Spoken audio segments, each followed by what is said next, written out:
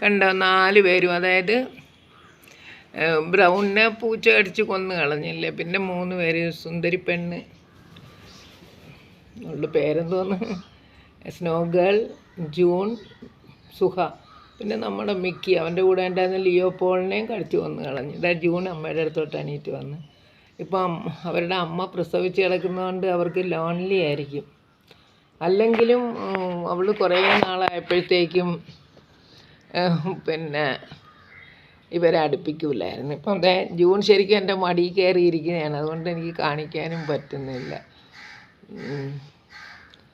ആഹാ ചൊക്കര ജൂണേ, ചൊക്കര ജൂണേ.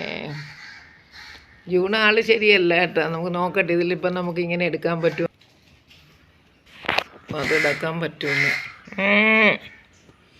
ഇപ്പോൾ ഇവരുടെ മാത്രം ഇങ്ങനെ, അത് കഴിഞ്ഞ് ഇനിയും ഇങ്ങനെ ഇരിക്കുന്നു.